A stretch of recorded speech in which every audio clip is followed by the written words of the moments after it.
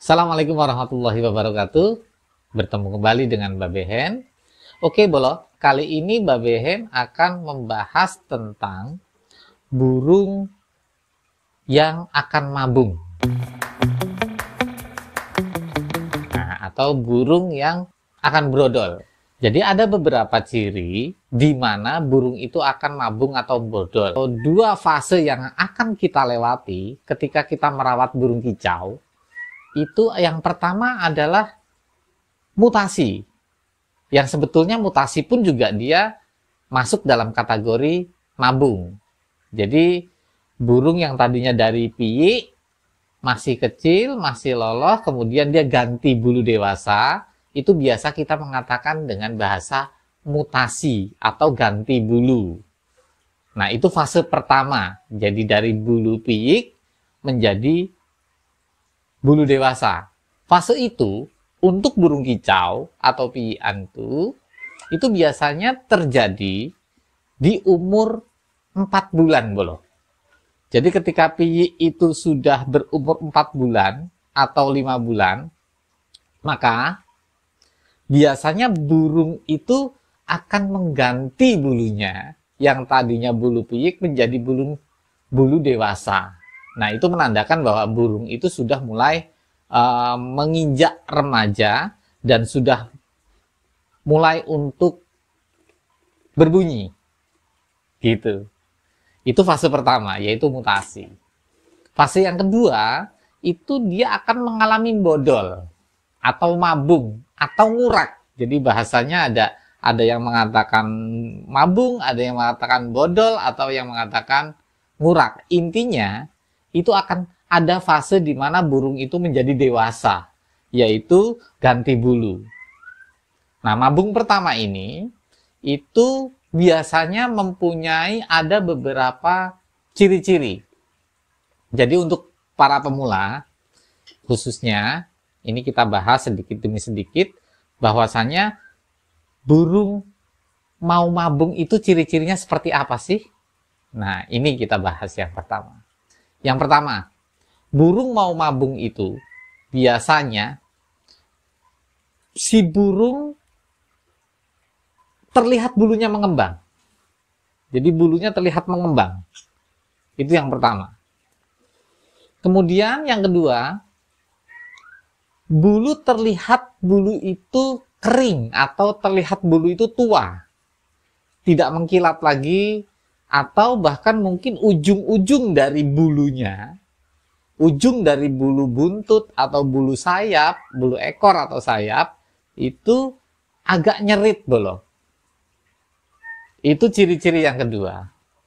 Ciri-ciri yang ketiga, burung yang akan mabung, ngurak atau bodol, selain dua ciri-ciri itu, biasanya dia jarang bunyi. Jadi burung sudah mulai jarang bunyi. Nah, fase ini kita harus tahu karena apa?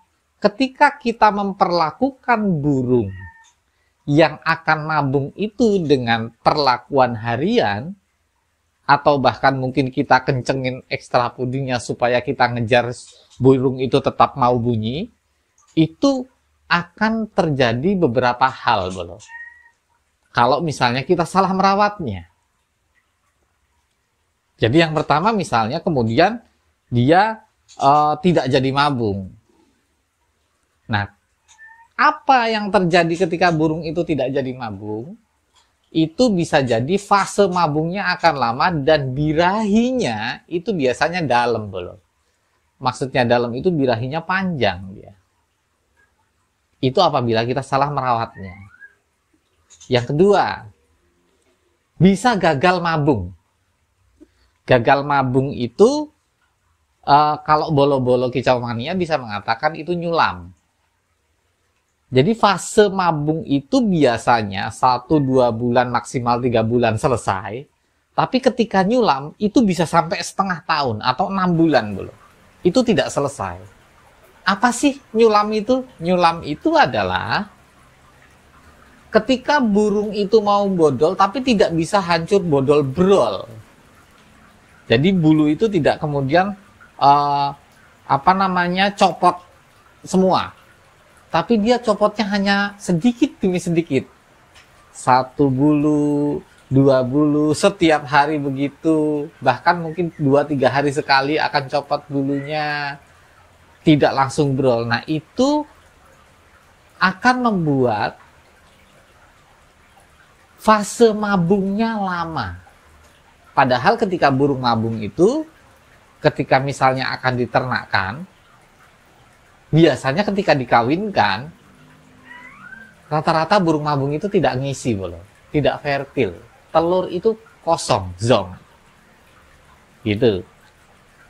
Atau ketika misalnya itu akan kita gantang, kita ikut lombakan, masukkan dalam lomba, burung yang nyulam itu kerjanya pun tidak maksimal, sehingga dia tidak berkicau seperti yang biasanya, yang seperti kita harapkan.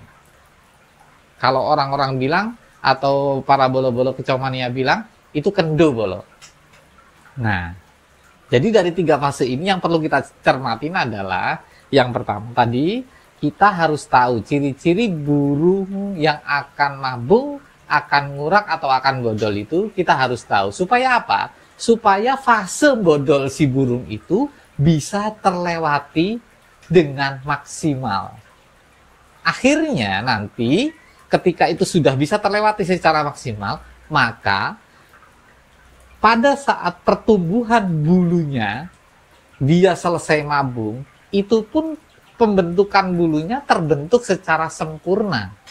Sehingga ketika burung itu memang mau dijadikan pejantan atau mau dikawinkan, maka selesai mabung, si burung sudah sempurna. Ketika dikawinkan, insya Allah telur yang dikeluarkan oleh betina, yang sudah dikawin oleh jantan yang sudah mabung itu, insya Allah akan fertil, akan isi.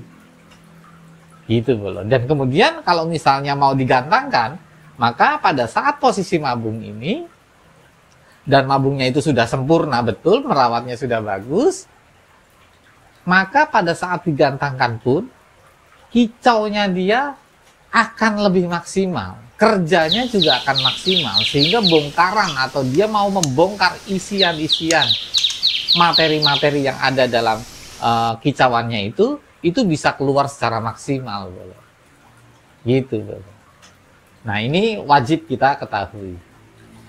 Kemudian bagaimana caranya kita merawat burung yang akan mabung, atau yang sedang mabung, atau yang sudah mulai dokor? Babe Hen akan bahas di video yang selanjutnya. Kurang lebihnya mohon maaf bolo, mudah-mudahan bisa bermanfaat untuk kita semua. Salam sehat satu hobi, kicau mania berkah untuk kita semua. Amin. Assalamualaikum warahmatullahi wabarakatuh.